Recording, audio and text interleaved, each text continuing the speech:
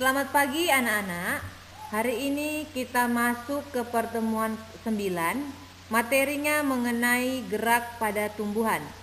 Tujuan dari pembelajaran, kamu dapat mengetahui gerak pada tumbuhan berdasarkan rangsangannya. Silakan kamu buka buku IPA kamu ya. Perhatikan bagan yang ada di gambar. Di sini ada bagan mengenai gerak pada tumbuhan. Sebelumnya itu, kamu harus tahu dulu kemampuan makhluk hidup dalam menerima rangsangan dan juga memberikan respon terhadap rangsangan tersebut disebut dengan iritabilitas. Karena kita membahasnya sekarang mengenai tumbuhan, maka berdasarkan arah sumber rangsangannya, gerak pada tumbuhan dibedakan menjadi 3 macam. Yang pertama ada gerak endonom, yang kedua ada gerak higroskopis, dan yang terakhir adalah gerak esionom. Gerak endonom adalah gerak spontan dari tumbuhan yang tidak disebabkan adanya rangsangan dari luar. Ya. Contohnya seperti aliran sitoplasma yang hanya bisa diamati melalui mikroskop. Yang kedua ada gerak higroskopis.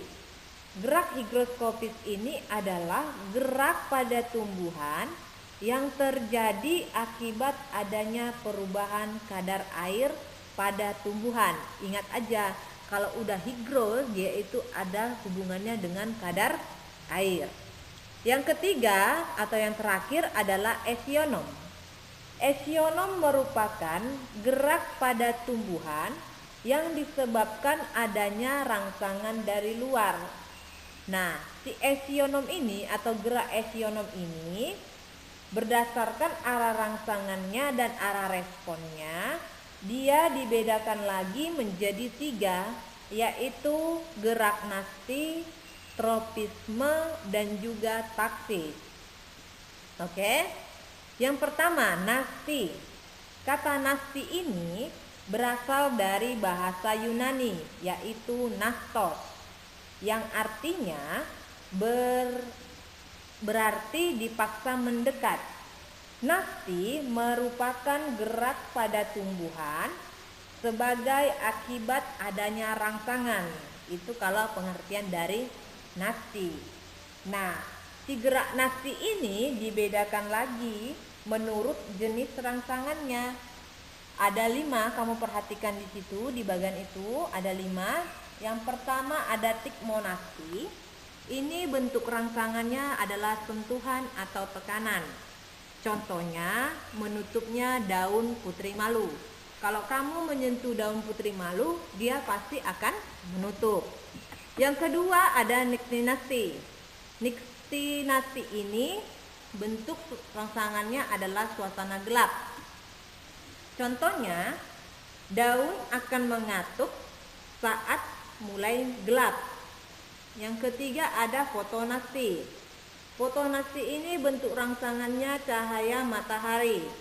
Contohnya adalah mekarnya bunga pukul 4. Yang keempat ada hidronasti.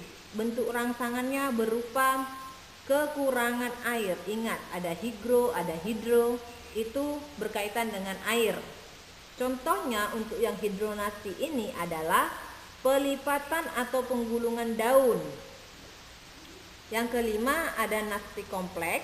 Bentuk rangsangannya ini berupa zat kimia. Contohnya adalah membuka dan menutupnya sel penjaga pada stomata. Yang kedua ada juga tropisme. Tropisme merupakan gerak pada tumbuhan yang arah geraknya dipengaruhi oleh arah datangnya rangsangan. Gerak tropisme ini dapat lagi dibagi menjadi 5. Yang pertama ada tikmotropisme. Bentuk rangsangannya yaitu sentuhan pada benda yang lebih keras. Contohnya membelitnya sulur tanaman. Tahu sulur? Sulur itu adalah yang seperti akar-akar yang membelit kayu. Yang kedua ada geotropisme. Ini bentuk rangsangannya berupa gaya gravitasi bumi.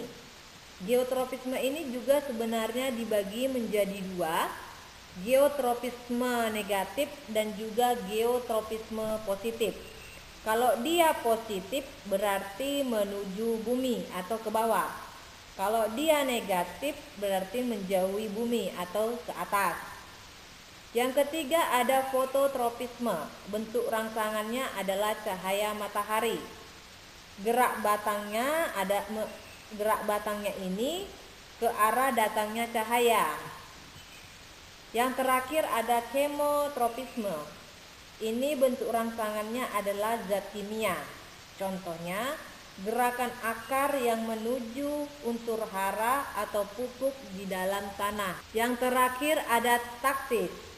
Taktis merupakan gerak berpindah pada tumbuhan yang dipengaruhi oleh arah datangnya rangsangan. Berdasarkan jenis rangsangannya, si taktis ini dibagi lagi menjadi dua, yaitu fototaktis dan juga kemotaktis. Oke, sampai disinilah materi kita. Semoga apa yang saya jelaskan tadi kamu bisa pahami. Tugasnya yang pertama adalah kamu catat sebagai catatan kamu. Jadi ada pertinggal buat kamu ya, dan itu juga saya nilai. Dan yang kedua, apakah yang dimaksud dengan higroskopis? Silakan tugasnya kamu kerjakan. Bagi anak yang belum pernah sama sekali mengumpulkan tugas untuk segera dikumpulkan supaya kamu ada nilai. Oke, sampai di sini saya ucapkan selamat pagi.